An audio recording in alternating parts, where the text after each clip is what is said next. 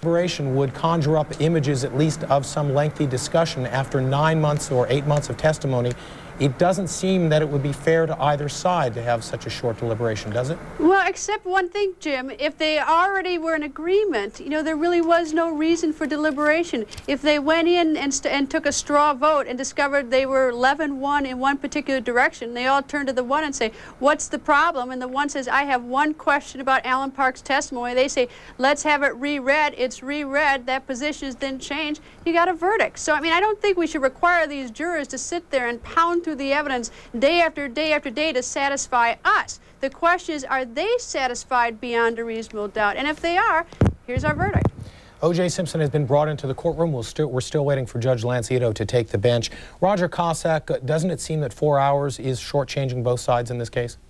I think it's obscene. I respectfully disagree with my colleague Greta Van Susteren on this one. I think that the fact that this jury comes in 4 hours after hearing 8 months on the most serious matter that they can decide whether or not OJ Simpson committed this horrible murder is an insult to both sides. And I think that what they did is just say, we want to go home. What does it sound like to us? They didn't go over the evidence very carefully. I would feel cheated on either side. I don't see it. Jim, I think that's unfair. Let's go to John Greta. John Burris, criminal defense attorney, is standing by outside the criminal courts building. John, we've spoken in the past. Do you feel that this short deliberation indicates that one side was simply dismissed right off the bat? Well, it certainly suggests that the closing arguments were very clear to this jury. It also shows that the evidence had been drummed into these people over a period of time, and that they had pretty much focused in on the relevant evidence and had made up their minds over a period of time. I don't necessarily think it's a short change. I do believe, I am surprised that given all that was done. The camera is tilting down from the seal. The jurors are not yet present. Let's go into the courtroom and listen to the proceedings. All right, back on the record in the Simpson matter. Mr. Simpson is again present before the court with his counsel, Mr. Shapiro, Mr. Cochran, Mr. Kardashian, Mr. Bailey, Mr. Blazier. People are represented by Ms. Clark, Mr. Darden, and Mr. Hodgman. The jury is not present. Good morning, counsel.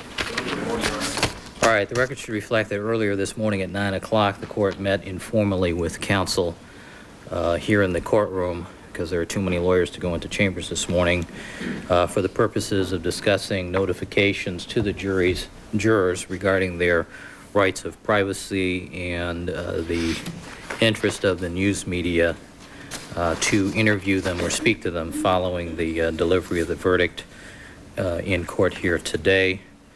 The court distributed to the parties copies of the questionnaire that has been distributed to the jurors, and also the notice to them regarding confidentiality under 237 of the Code of Civil Procedure. And those two questionnaires have been returned by the jurors. They have uniformly indicated their desire that their private information will remain confidential. They have also indicated to the court unanimously a desire not to speak to the attorneys after the conclusion of the trial, and not to speak with the news media either. All right, counsel, is there anything else we need to take up before I invite the jurors to join us? All right, Deputy Trower, let's have the jurors, please. We're waiting for the jurors to come in. They have filled out a questionnaire which they've indicated uniformly they want their private information to remain confidential. They do not wish to speak with the attorneys and do not wish to speak with the news media. John Burris, outside the criminal courts building, does that surprise you, given the fact that they've been sequestered for so long? No, it doesn't. A lot of jurors who have been in major cases like this do not want to talk with the media at that time. They may do so later, but they want to get away from it. They want to have their privacy reinstated, and they want to do it under circumstances where they control it better.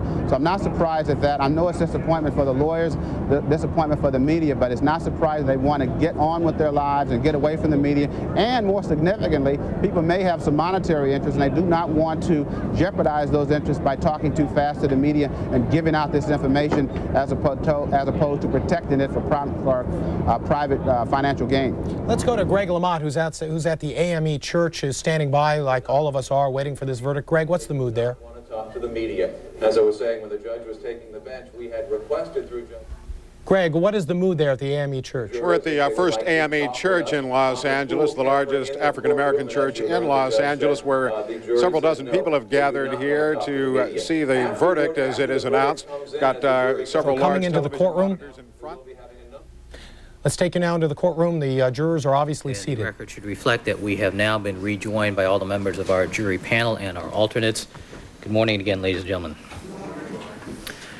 All right, Mrs. Robertson, would you, do you have the envelope with the sealed verdict forms, please? Yes, Your Honor. All right, would you give those to Deputy Trower?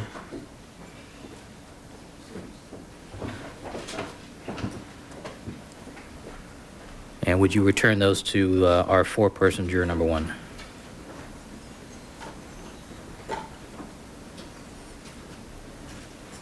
All right, Madam Foreperson, would you please open the envelope and check the condition of the verdict forms?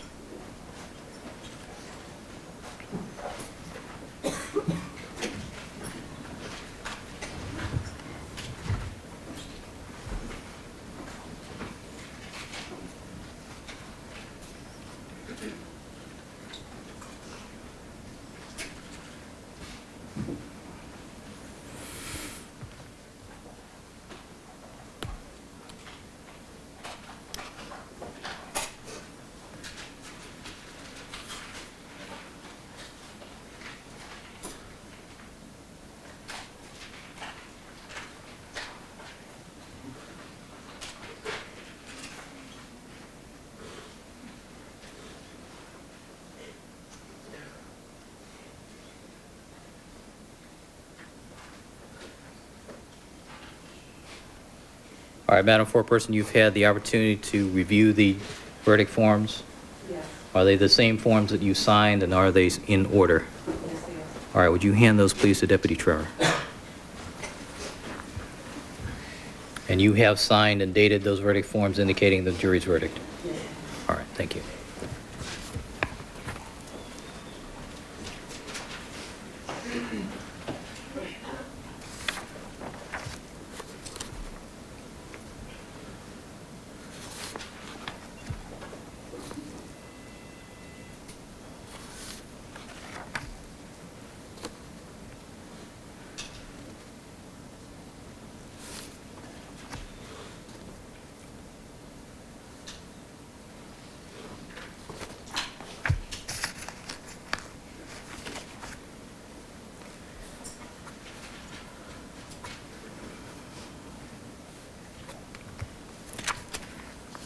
All right, ladies and gentlemen, and of the jury, I'm going to ask that you carefully listen to the verdicts as they are being read by the clerk, Mrs. Robertson. As after the verdicts have been read, you will be asked if these are your verdicts.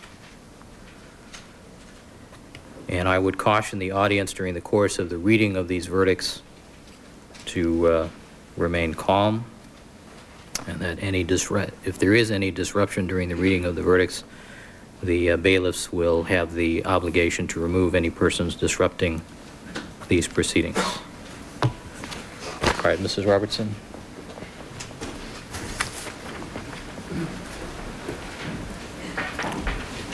All right, Mr. Simpson, would you please stand and face the jury?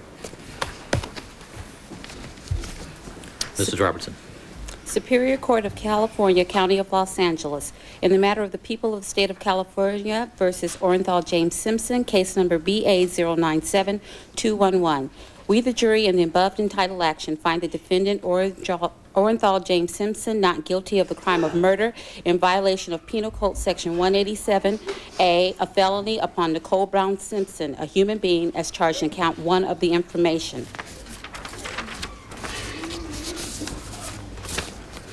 Superior Court of the State of California, County of Los Angeles, in the matter of the people of the State of California versus Orenthal James Simpson.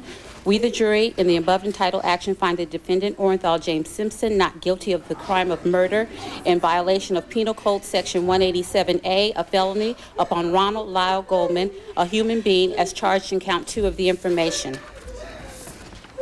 We, the jury, in the above entitled action, further find the special circumstance that the defendant, Orenthal James Simpson, has in this case been convicted of at least one crime of murder of the first degree and one or more crimes of murder of the first or second degree to be not true. Signed this second day of October 1995, Juror 230. Ladies and gentlemen of the jury, is this your verdict? So say you one, so say you all. All right, counsel, Mr. Simpson, would you be seated, please? Let's have it quiet in the courtroom, please. All right, Mrs. Robertson, would you please poll the jurors?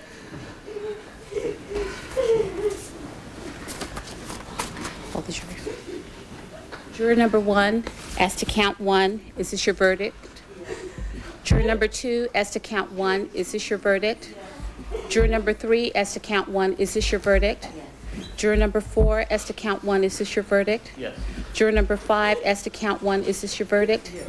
Juror number 6, as to count 1, is this your verdict? Yes. Juror number 7, as to count 1, is this your verdict? Juror number 8, as to count 1, is this your verdict? Juror number 9, as to count 1, is this your verdict? Juror number 10, as to count 1, is this your verdict? Juror number 11, as to count 1, is this your verdict? Juror number 12, as to count 1, is this your verdict? Okay, count 2. Juror number 1, as to count 2, is this your verdict? Yes. Juror number 2, as to count 2, is this your verdict? Yes. Juror number 3, as to count 2, is this your verdict?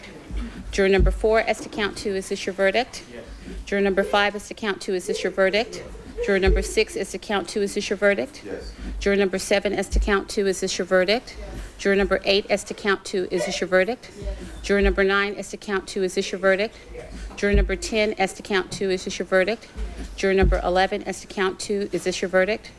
Juror number 12, as to count 2, is this your verdict? All right, the clerk is directed to record the verdicts as read. The parties agree to waive reading of the verdicts as recorded. Mr. Cochran, do you waive reading of the verdicts as recorded? Yes, we do. Ms. Clark, thank you.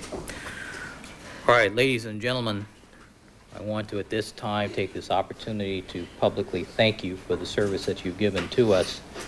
The burdens that we've placed upon you were enormous, and words can't begin to express the debt that we owe to you for the time and patience and exertion that you've given to us during the course of this case. I will have an opportunity to meet with you privately later, and I'll give you my private comments when we have a chance to meet. I want to caution you at this time that there is, as you know, intense media interest in this case. The news media will probably seek you out at your home or at your place of business. And I would implore that the news media act responsibly to avoid harassing you or identifying you without your consent or otherwise causing you concern. Whether you wish to cooperate with the news media is, of course, entirely up to you. However, I must warn you to expect the worst as far as that is concerned. We want to, I know I share with you in expressing our thanks to the bailiffs from the Sheriff's Department, to our court reporters, Ms. Moxham and Ms. Olson, to the research attorney, John Byrne, who's assisted us, our Pepperdine law clerks, Mr. Golub and Ms. Carswell, our media liaison, Jerry Ann Hazlett and her staff, and of course the jury commissioner, Gloria Gomez, and her staff. All right, counsel, is there anything we need to take up before we excuse the jurors? Mr. Cochran? One last time.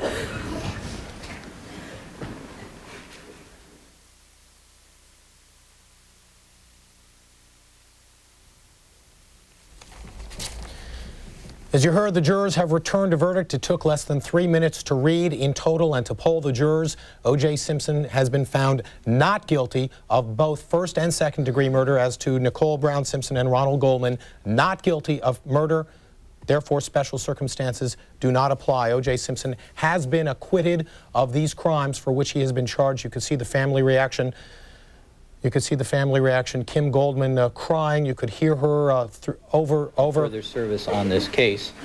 As you know, this does absolve you from your vows of silence.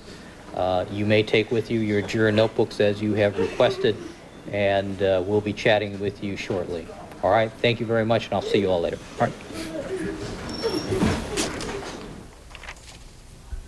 Let's go now to our legal analysts in Washington, Roger Cossack and Greta Van Susteren.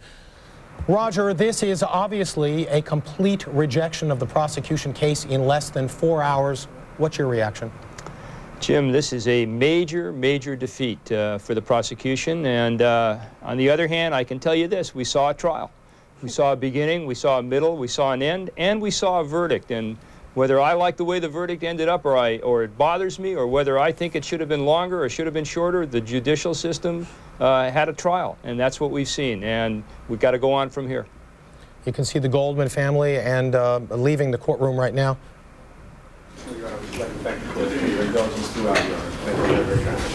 Ms. Clark. Thank you. All right, the defendant having been acquitted of both charges, he is ordered transported to an appropriate sheriff's facility and released forthwith. All right, we'll stand in recess. Please clear the court.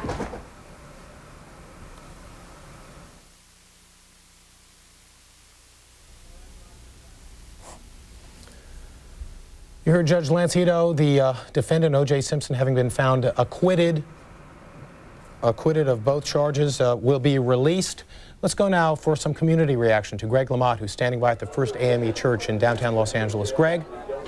Well, for about an hour or so prior to the verdict being read, people began streaming into the First AME Church to watch the verdict as it's being read. There are 3 television monitors here in the basement of the First AME Church. Just prior to the verdict being read, there was a stone-cold silence in this room as Judge Lancito was getting ready to hear those verdicts. And then when those verdicts were read, when the not guilty verdict was read, almost to a person, people stood up and cheered. Shortly thereafter, the Reverend Leonard Jackson stood up and talked to the folks here. He said that it was a sad day, that 2 lives had been lost, Nicole Brown Simpson and Ronald Goldman. He also said that this means that another murderer or possibly 2 murderers still exist and are in the city of Los Angeles. And let's listen in to some reaction of the First AMA Church when the verdict was read. James Simpson, not guilty of...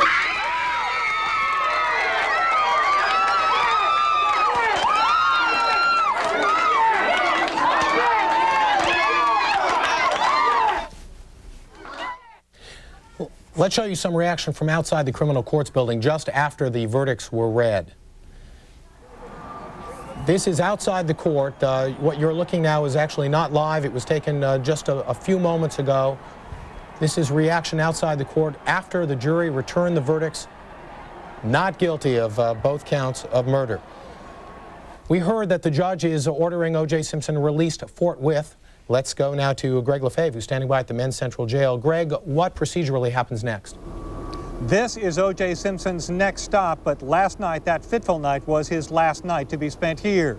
According to usual procedure, Mr. Simpson would be transported back here to the Men's Central Jail. He would be then signed out. He would have his records checked to make sure there weren't any more warrants or wants for him. His fingerprints would be checked. He would have his personal items returned to him, and then he would be released to his own freedom. Now, we heard very early this morning that a representative from Johnny Cochran's office was here, reportedly with 2 vans with which to transport Mr. Simpson away should Mr. Simpson be acquitted. Well, now that we know Mr. Simpson has been acquitted, he will soon be a free man, and we anticipate that he'll be released from this facility probably within the next few hours. We are told that the process takes half an hour to 4 hours. I can only imagine that it will be the shorter of the periods. Jim? Thank you. This CNN's Greg Lefebvre at the Men's Central Jail. Roger Cossack in Washington. I heard a sense of sorrow in your voice, not as to the verdict, but perhaps because this verdict was reached so quickly.